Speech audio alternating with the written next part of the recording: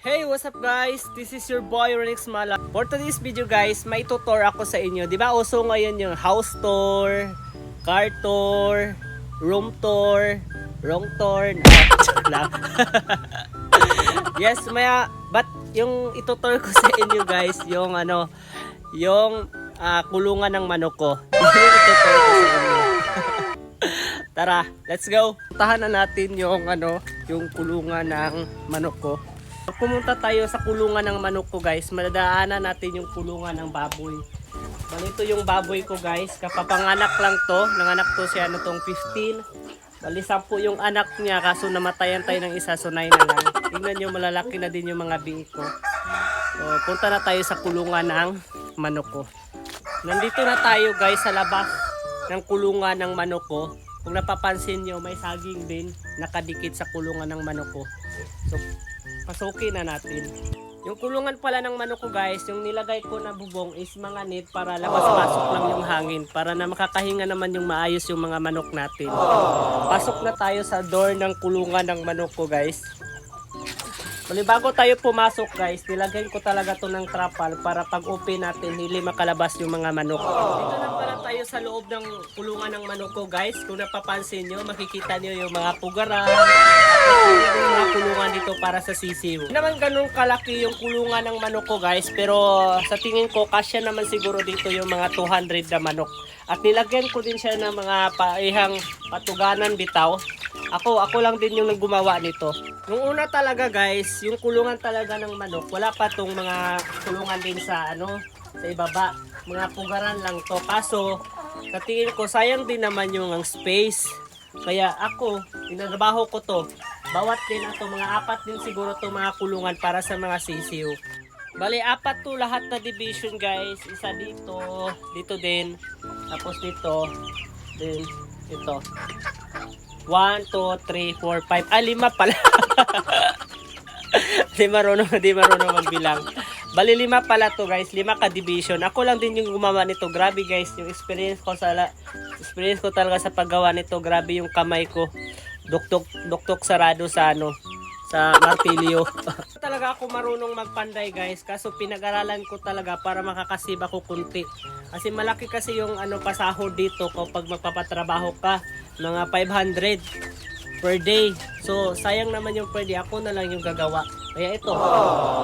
Siguro mga natapos ko din to may 1 buwan. Ito yung mga sisi ko guys, medyo malalaki na siya. Siguro magdadalawang buwan na din siya. So ito siya lahat. Medyo meron din siya mga lalaki. Yung iba dito guys, nabinta na. Yung iba namatay na. Ito naman yung pakainan ko guys. Pinakabit ko din siya para di din masasayang yung pagkain nila. At ito naman yung tubigan ng manok ko guys. At kinakabit ko talaga kasi pag di ko talaga sila kinakabit guys, madumi talaga yung tubig nila. Pero buti na madumi nga kahit kinakabit ko. Kaya sinisiguro ko talaga na malinis talaga yung tubig nila palagi. At ito naman yung pinapakain ko sa manok ko guys. 2 plus. Anong tawag ito? 2 plus. Basta di ko na maalala kung anong pangalan niya. Basta kay 2 plus. Tag 42 yung kilo nito. At kung napapansin nyo guys, may 2 itlog doon. At yung mga itlog doon guys, yung mga Thousand Islands na mga manok ko. Yan pong klaseng manok na nangingitlog lang. At yun nga may 2 itlog kukunin natin.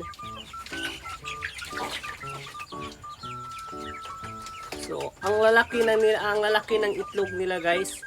Ang kagandahan talaga to ng mga manok guys, no? Yung klaseng ganyang manok, nangingitlog talaga araw-araw. Kaya balak ko talaga na yan yung padamihin ko kasi pag madami sila, so madami din akong maiipon na itlog. So ito po yung mga manok ko guys na mga inahin at yung mga Thousand Islands ko na nangingitlog lang. At yung namang isa, yung may tapa, yan yung po yung breeder ko sa mga manok ko. Bali 2 yung breeder ko, ito yung Thousand Islands at ito naman yung isa. Hindi ko alam kung anong klaseng yung manok na yan, pero maganda din kasi yan kasi malaki yung mga niya, yung mga sisiyo niya. Ito naman po yung mga pugaran ng manok ko guys. Bali dito po nangingitlog yung mga inahing manok ko. Ang bili ko lang yan guys, taga isa is 75 pesos. Doon lang din sa amin sa city. Pero po lang sabi sa akin guys, yung ba't daw napaaga yung pag-aalaga ko ng manok at baboy. Kasi ganitong edad daw, dapat nasagala lang, party boy. Kasi kadalasan daw, nag-aalaga talaga daw ng manok ay nasa mga 50 o 60. Yung mga yung nasa katandaan na. Sa akin naman guys, wala naman yung problema kasi wala naman yan sa edad. Sa akin gusto ko talaga to kasi ito kasi yung habit ko, mag-alaga ng hayop at manok. Yan talaga yung gusto ko. Laki din talagang tulong sa akin kasi kahit papaano kasi nasa bahay lang ako. Nakaka-income din ako kasi may mga bumibili, 'di ba? Nakakatulong din tayo sa pamilya. Hindi naman talaga siya ganoon kadali pero alam ko naman na lahat naman siguro ng bagay ay matutunan. Minsan din talaga mapamahal ka na lang talaga sa mga alaga mong manok. Minsan naaawa ka kung ibibenta mo na sila. Ito na po siya lahat, guys. Yung kulungan ng manok ko.